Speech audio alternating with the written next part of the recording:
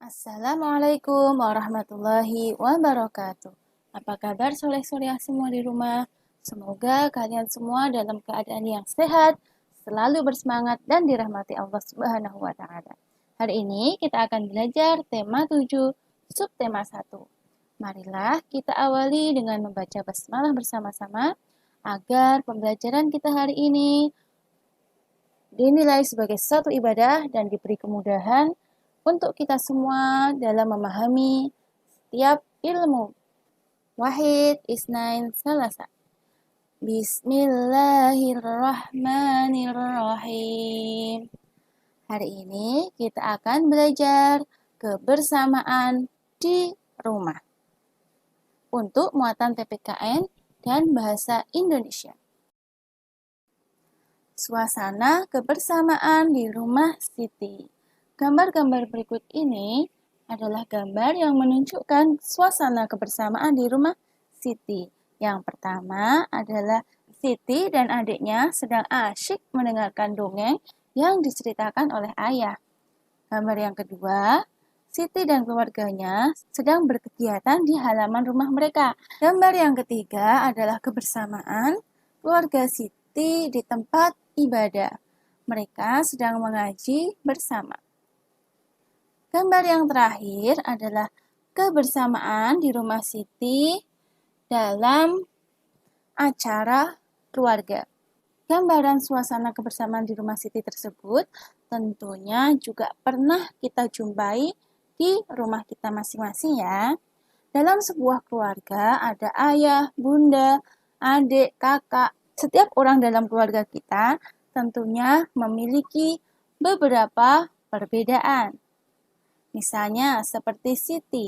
Siti menyukai warna merah muda, sedangkan adik Siti sangat menyukai warna merah. Dan ketika dalam suasana kebersamaan dengan keluarga besar Siti, ada sepupu Siti yang menyukai jus jeruk, ada yang menyukai jus apel. Dari sepupu-sepupu Siti, semuanya pasti mempunyai perbedaan selera. Dalam keluarga Siti sudah terbiasa untuk saling menghargai perbedaan, sehingga terciptalah kerukunan. Yuk kita coba kerjakan soal berikut, cara bersama-sama ya. Kita pilih sikap yang benar dengan memberi tanda centang. Nomor 1, Siti menyukai puding warna hijau. Sikap Siti terhadap Dayu yang menyukai puding warna coklat adalah apakah mengejek, atau menghormati, atau bertengkar? Ya, tentunya Siti harus menghormati. Dengan menghormati pendapat orang lain, maka kita bisa menciptakan kebersamaan dan kerukunan tentunya. Nomor kedua, Siti memiliki kue. Siti membagi kue tersebut menjadi 3 bagian sama besar. Kemudian, Siti membagi 1 bagian kepada Dayu dan 1 bagian diberikan kepada Edo. Siti menunjukkan sikap apakah adil, angkuh, atau dengki. Ya, tentunya adalah adil ya. Siti membagi kue tersebut menjadi 3 bagian sama besar dan teman-temannya dibagi dengan jumlah yang sama. Maka Siti sudah berbuat adil kepada teman-teman mereka. Soal yang terakhir, Siti dan keluarganya selalu tolong-menolong. Mereka tidak pernah bertengkar. Mereka saling menyayangi. Siti dan keluarganya selalu apakah hidup mewah, hidup rukun, atau hidup ramai?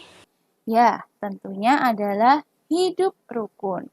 Tolong-menolong, tidak pernah bertengkar, dan saling menyayangi adalah ciri-ciri hidup rukun. Yuk kita buka buku paket kita halaman 12.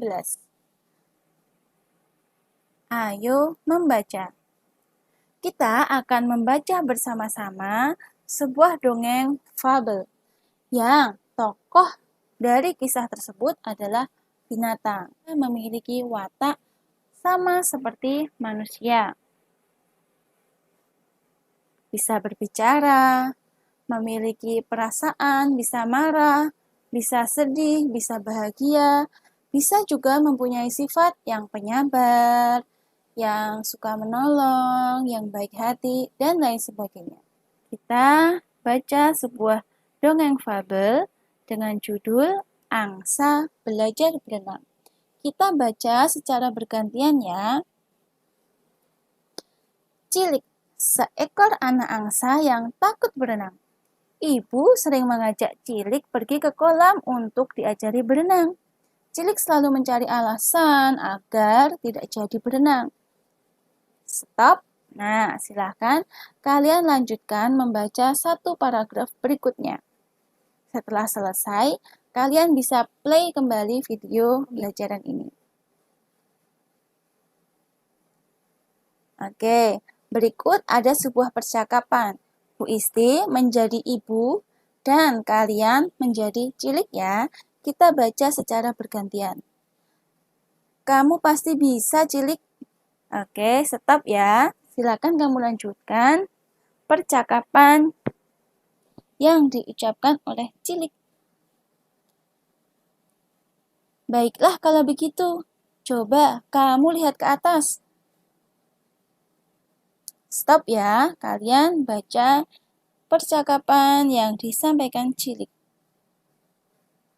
Dilanjutkan apabila sudah selesai membaca. Ibu ingin kamu mengambil matahari. Cilik bingung, bagaimana ia dapat mengambil matahari? Kemudian ia melihat ke permukaan kolam.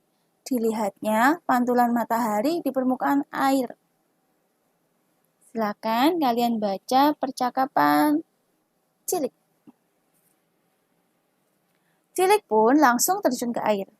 Cilik mengejar matahari di permukaan air. Meskipun telah berusaha keras, Cilik tidak dapat mengambil matahari. Cilik menemui ibu dengan sedih. Silakan kamu baca percakapan Cilik ya, soleh-solehah semua. Dan percakapan yang terakhir, Ibu, tidak apa-apa Cilik, tidakkah kamu sadari kamu sekarang telah pandai berenang? Ya, demikian kita sudah membaca secara bergantian dongeng fabel. Dari kisah angsa belajar berenang tadi, ada berapa tokoh ya? Tokoh atau artis atau aktor atau pelakon, ya, banyak kata lainnya. Ada berapa tokoh dalam angsa belajar berenang? Ya, tokoh dalam angsa belajar berenang ada 2. Yang pertama ada Ibu Angsa. Watak atau sifat Ibu Angsa adalah penyabar dan cerdik. Tahu dari mana kalau Ibu Angsa ini sabar? Tentunya dari cara Ibu Angsa tidak putus asa untuk mengajar anaknya si Cilik berenang setiap hari. Meskipun Cilik selalu menolak dan menolak mencari alasan, Ibu Angsa tetap sabar dan dengan cerdik menggunakan akalnya untuk mengajak si Cilik atau anak angsa menuju kolam. Yang tokoh kedua adalah Cilik atau anak angsa. Wataknya Cilik adalah penakut. Meskipun penakut karena awalnya belum bisa berenang, jadi Cilik takut dengan air. Namun Cilik juga merupakan anak angsa yang patuh kepada ibunya.